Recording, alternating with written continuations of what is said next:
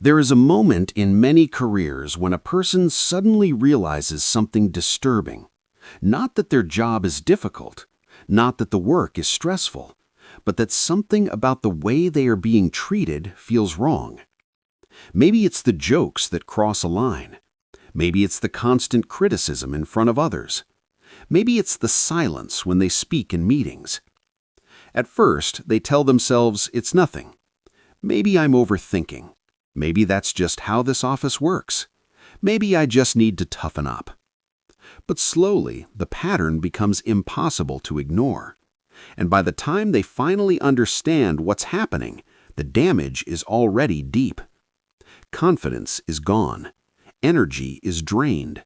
And every morning feels heavier than the last. This is the hidden reality of workplace harassment. And the most dangerous part? Most people don't recognize it until it has already started breaking them down. In this video, we're going to talk about the psychology, the signs, and the silent rules behind workplace harassment, and why so many smart, capable people get trapped in it without realizing what's happening. The biggest lie about workplace harassment. When people hear the words workplace harassment, they imagine extreme situations. They think about shouting bosses, public humiliation, or obvious bullying. But the truth is far more complicated. Most harassment doesn't look dramatic.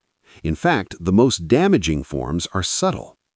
It shows up in small moments that seem harmless individually, but devastating when repeated every day.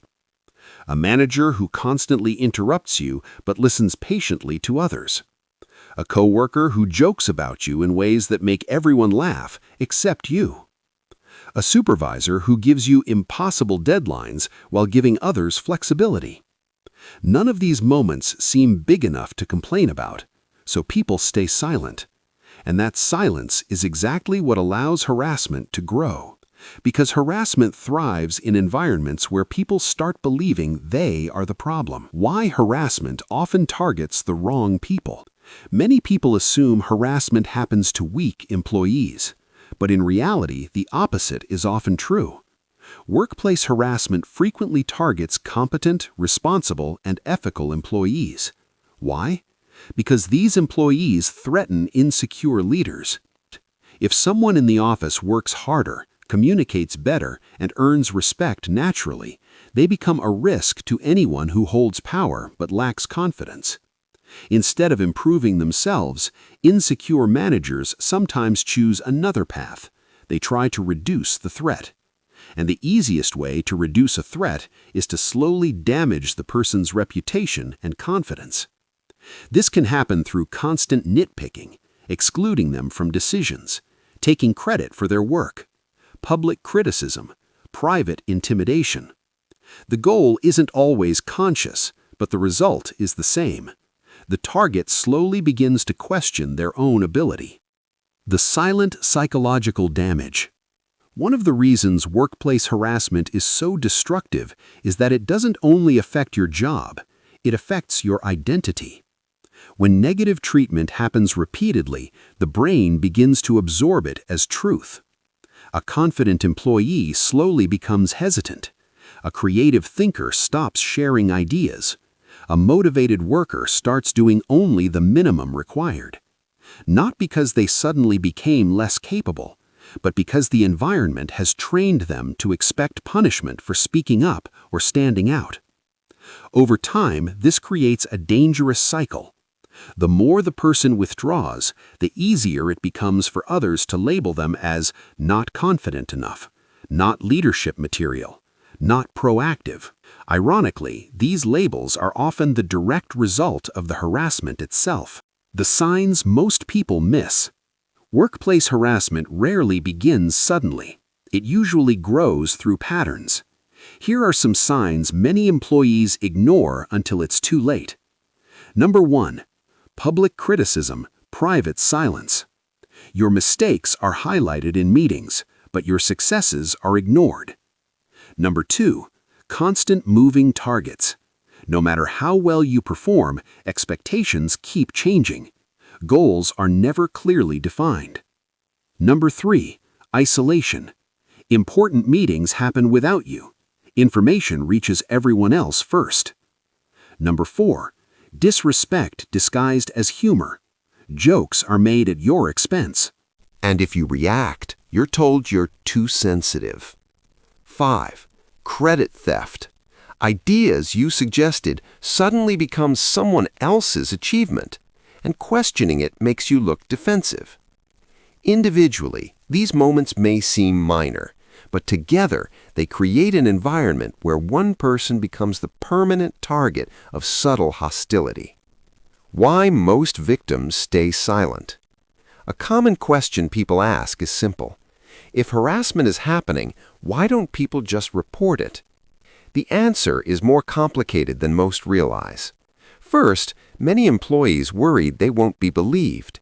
Second, reporting harassment can damage one's reputation. In some workplaces, the person who complains is labeled as difficult, dramatic, not a team player. And once that label appears, it becomes incredibly hard to remove. Third, many people depend on their job for financial survival. Walking away isn't always possible. So instead of fighting the system, many people try to endure it. They hope things will improve. Sometimes they do, but often they don't. The hidden power game behind harassment. To understand harassment fully, we need to understand something uncomfortable. Many workplaces are not purely merit-based environments. They're also power systems. People compete for influence, recognition, promotions, and security.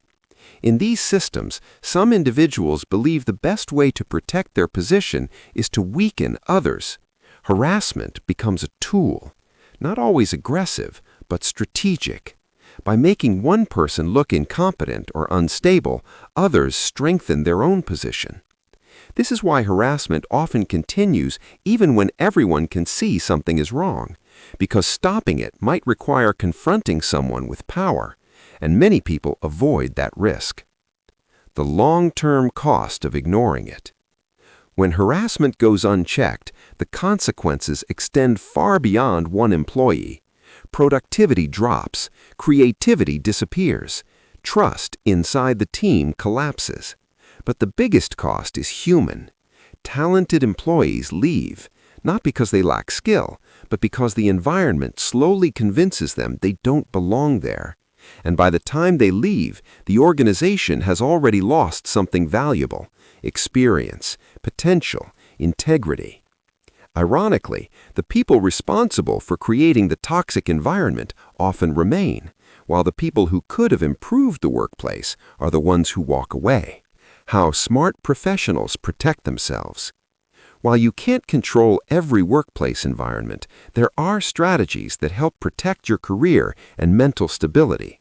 First, document everything. Keep records of important conversations, instructions, and incidents. Memory fades, but written evidence doesn't. Second, build alliances. Isolation makes harassment easier. When colleagues respect and support you, it becomes harder for someone to damage your reputation. Third, protect your professional identity. Never allow one toxic environment to define your value. A bad workplace does not mean you are a bad professional. Finally, remember something important. Sometimes the smartest move isn't fighting endlessly inside a toxic system. Sometimes the smartest move is recognizing when an environment is beyond repair and choosing to move forward. The truth most people learn too late. Many professionals spend years trying to prove themselves in environments that were never designed to support them. They work harder, they stay longer hours, they try to fix problems that were never theirs to fix. But eventually they realize a difficult truth. Some workplaces don't need better employees, they need better leadership. And until that leadership changes, the system continues repeating the same patterns.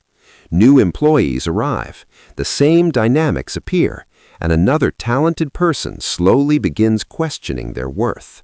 Workplace harassment is rarely obvious.